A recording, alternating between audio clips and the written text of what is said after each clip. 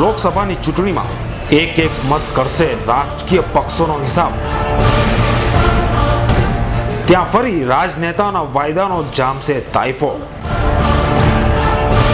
સમસ્યાઓથી ઘેરાયેલી પ્રજા લેશે નેતાઓની કામગીરીનો હિસાબ. આક્ષેપ પ્રતિ આક્ષેપોની રમતમાં કોણ પડશે ઉઘાડા અને કોણ મારશે મેદાન આ ચૂંટણી જંગમાં. લોકસભા ચૂંટણીની તમામ ખબરો માટે જોતા રહો S9 ન્યૂઝ. નમસ્કાર દર્શક મિત્રો, S9 ન્યૂઝના ચૂંટણી વિશેષ કાર્યક્રમમાં આપનું સ્વાગત છે.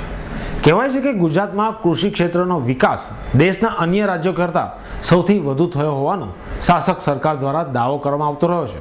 કોઈ પણ દેશનો વિકાસ કરવો હોય તો પાયામાં ગણાતા કૃષિ અને ખેતીને વધુને વધુ ઉત્તેજન મળે તે જરૂરી છે. આગામી લોકસભાની ચૂંટણીમાં ગુજરાતમાં ખેડૂતોને થયેલા આર્થિક વિકાસ અંગે મોટા ઉપાડે જાહેરાત કરવામાં આવી રહી છે.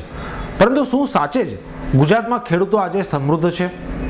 જ્યાં બીજી તરફ ખેડૂતો આજે પડતર ભાવ ન મળવાના કારણે તેમજ ઊંચા ઉત્પાદન ખર્ચના કારણે મુશ્કેલીમાં હોવાનો સૂર ખેડૂત આલમ દ્વારા વહેતો થયો છે. અને સાથે સાથે રાજ્યમાં વધેલા ઔદ્યોગિકરણને કારણે ખેડૂતોની ફળદ્રુપ જમીન હડપ કરવામાં આવી રહી હોવાથી વિરોધ પણ ઉઠવા પામ્યો છે. આ વિષયની સત્યતા તપાસવા અમારી ટીમે ગુજરાત ખેડૂત સમાજના જયેશભાઈ પટેલની મુલાકાત લીધી હતી, જેમાં તેમણે રાજ્યમાં છેલ્લા 10 વર્ષમાં ખેડૂતોની હાલત સૌથી ખરાબ રહી હોવાનું જણાવીને રાજ્ય સરકારની નીતિ ખેડૂતલક્ષી ન હોવાનો આક્ષેપ કર્યો હતો. ગુજરાતના ખેડૂતોના પરિપ્રેક્ષ્યમાં વાત કરીએ તો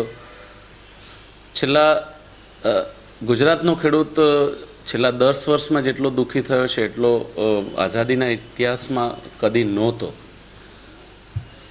નીતિ કારણ શું છે એ વાતની ડિટેલમાં ચર્ચા કરીએ તો ઘણી લાંબી થાય, પણ ખેડૂતની ઉત્પાદન કોસ્ટ વધે છે અને એની સામે એને જે ઉત્પાદિત માલના ભાવો મળવા જોઈએ એ પોષણક્ષમ નથી મળતા.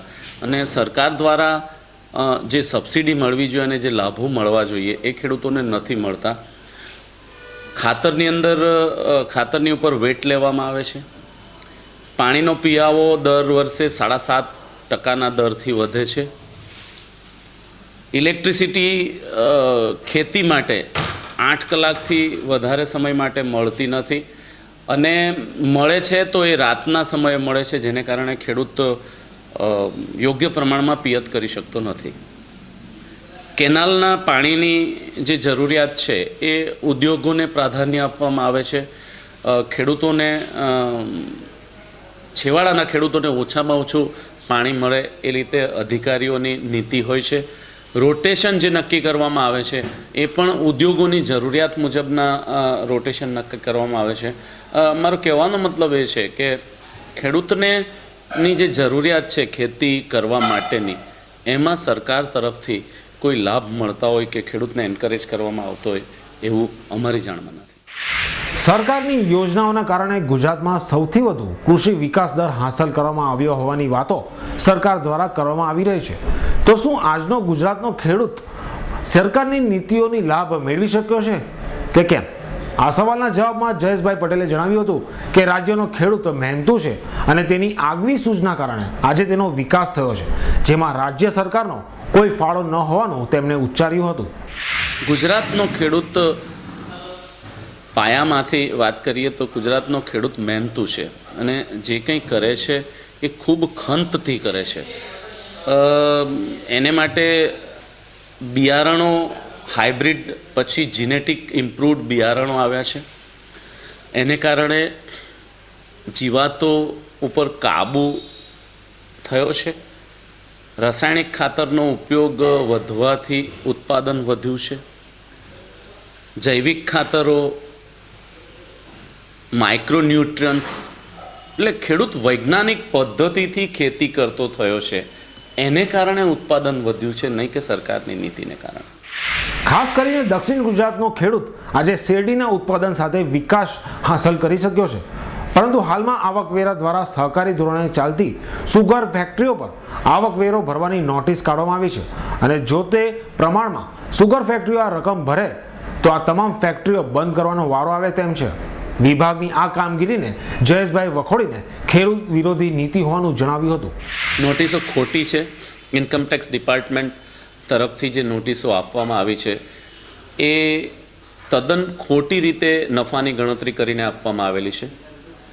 સુગર ફેક્ટરીઓ પુલિંગ પદ્ધતિથી ચાલે છે. જે કંઈ ખાંડનું ઉત્પાદન થાય છે એને બજારમાં વેચીને ખર્ચો બાદ કરતાં જે કંઈ વધારો હોય એ ખેડૂતોને વહેંચી દેવામાં આવે છે. એટલે સહકારી ધોરણે ચાલતી સુગર ફેક્ટરીનો નફાનો કોઈ ઈરાદો હોતો નથી, નફાનું કોઈ મહત્ત્વ હોતું નથી. ફક્ત ને ફક્ત ખેડૂતોને વધારે ભાવ મળે એ પ્રકારના કાર્યકર્તાઓના અને જે વહીવટકર્તાઓ છે એના પ્રયત્નો હોય છે. એટલે ઇન્કમટેક્સ ડિપાર્ટમેન્ટ દ્વારા જે ખોટી રીતે નફાની ગણતરી કરીને જે નોટિસો કાઢવામાં આવી છે અને જો ખરા અર્થમાં ઇમ્પ્લિમેન્ટ થાય તો લગભગ દક્ષિણ ગુજરાતની 12 સુગર ફેક્ટરીઓને 3200 કરોડ કરતાં વધારાની ટેક્સ લાયબિલિટી બને છે. અને આ જો ટેક્સ ભરવામાં આવે તો આ બધી સુગર ફેક્ટરીઓ બે વખત વેચી દે તો પણ આ રૂપિયા ભરપાઈ થઈ શકે એમ નથી. એટલા માટે ઇન્કમટેક્સ ડિપાર્ટમેન્ટે આ બાબતમાં ફેરવિચારણા કરીને નોટિસો પાછી ખેંચવી જોઈએ. અનેક એવી યોજનાઓ અને કાયદાઓ રાજ્યમાં અમલી કરવા રજૂ કરવામાં આવ્યા છે જેનો ખેડૂત સમાજ દ્વારા સરકારની સામે વિરોધ કરવામાં આવ્યો છે. તો શું સરકાર અને ખેડૂત સમાજ વચ્ચેનું ઘર્ષણ કાયમી બની ગયું છે?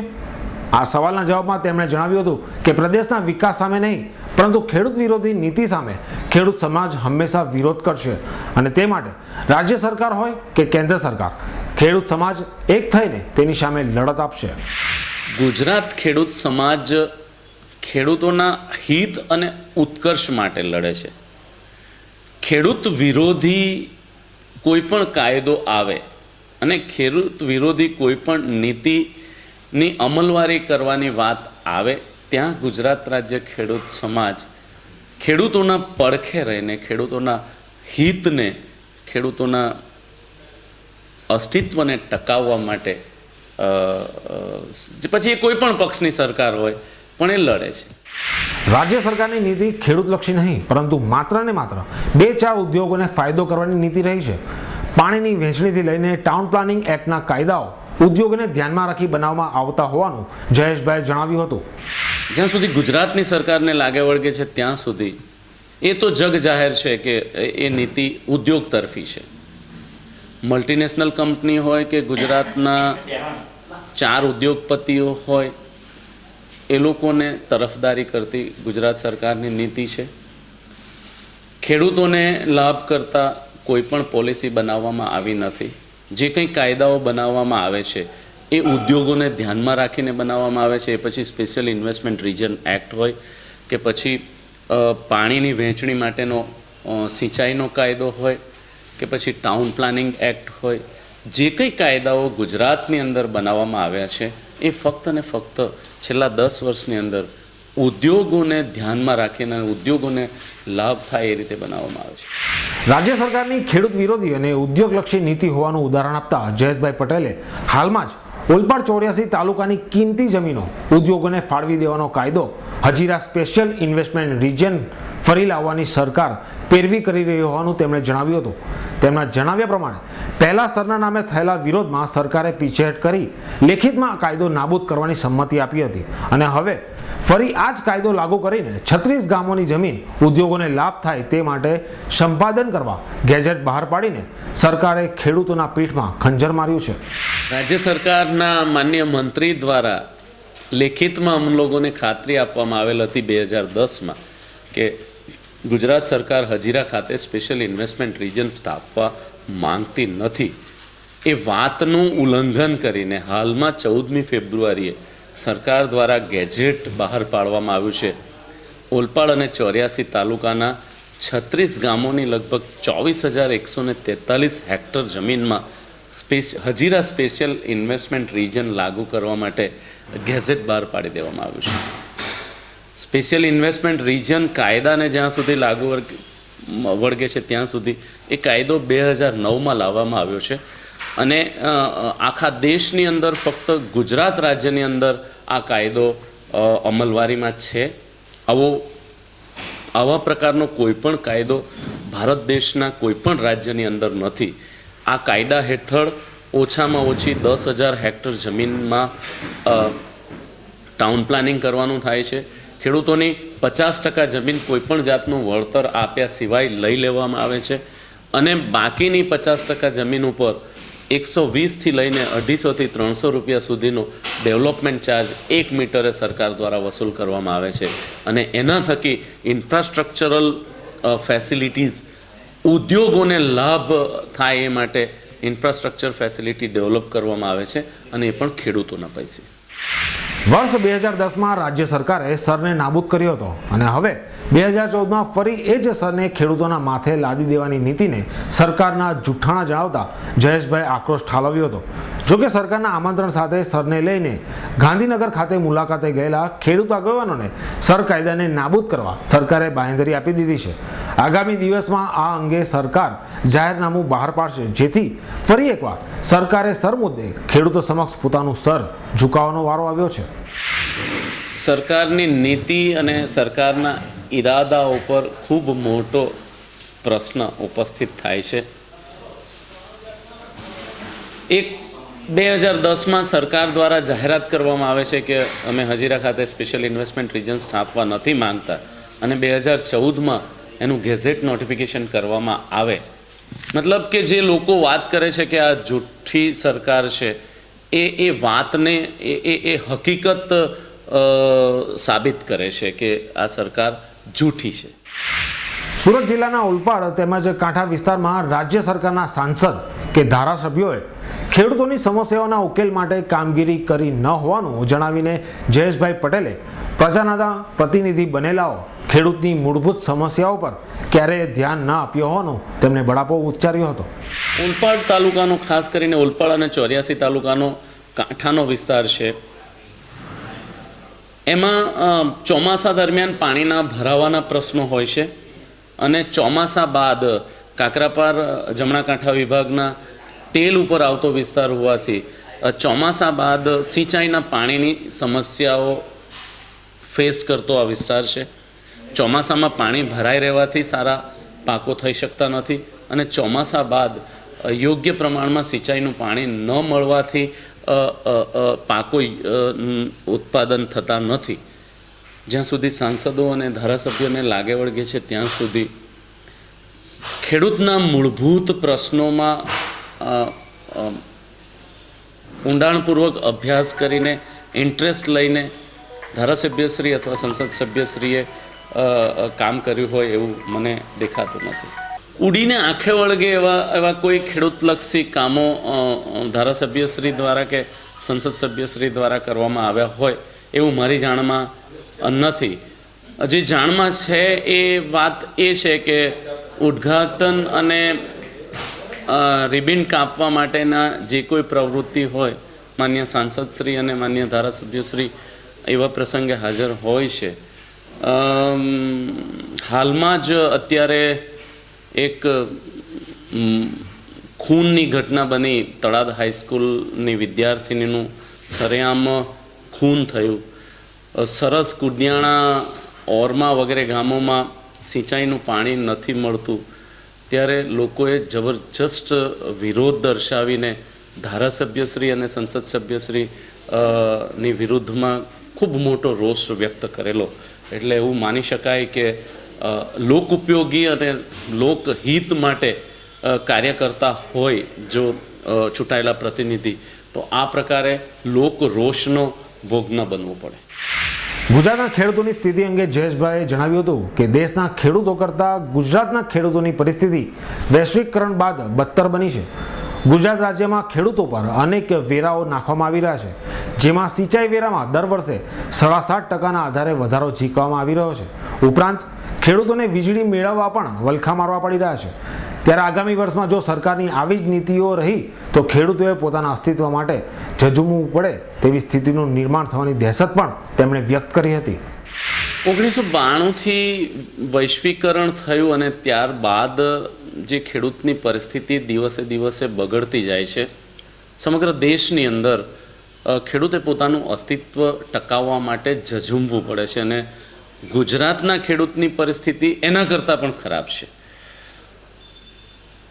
ઇનપુટ જે નાખે છે ખેતી કરવા માટેના એની ઉપર ઘણા બધા ટેક્સ લેવામાં આવે છે. કોઈપણ પ્રકારની રાહતો સરકાર દ્વારા, ગુજરાત સરકાર દ્વારા આપવામાં નથી આવતી. મેં અગાઉ કીધું તેમ સિંચાઈના પાણીમાં સિંચાઈ વેરો જે લે છે એ દર વર્ષે 7.5% દરથી વધે છે. વીજળીનો પુરવઠો, આમ વાતો કરે છે સરકાર કે ભાઈ અમારી પાસે વધારાની વીજળી છે, પણ ખેડૂતને 8 કલાકથી વધારે વીજળીનો પુરવઠો મળતો નથી.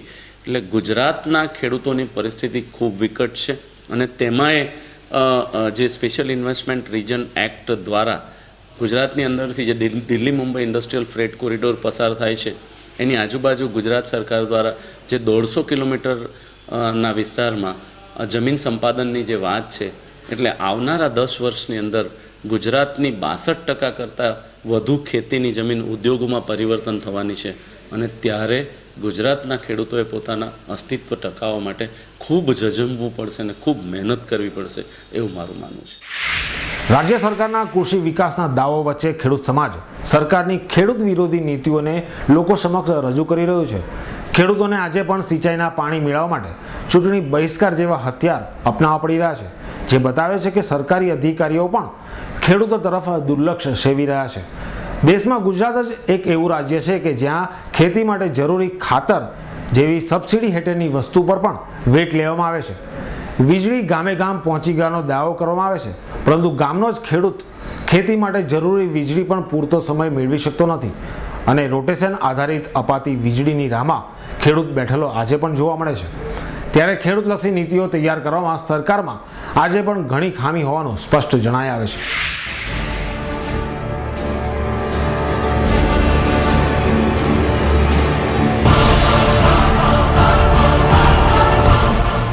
લોકસભાની ચૂંટણીમાં એક મત કરશે રાજકીય પક્ષોનો હિસાબ. ત્યાં ફરી રાજનેતાના વાયદાનો જામશે તાઇફો. સમસ્યાઓથી ઘેરાયેલી પ્રજા લેશે નેતાઓની કામગીરીનો હિસાબ. આક્ષેપ પ્રતિ આક્ષેપોની રમતમાં કોણ પડશે ઉગાડા અને કોણ મારશે મેદાન આ ચૂંટણી જંગમાં. લોકસભા ચૂંટણીની તમામ ખબરો માટે જોતા રહો S9 ન્યૂઝ.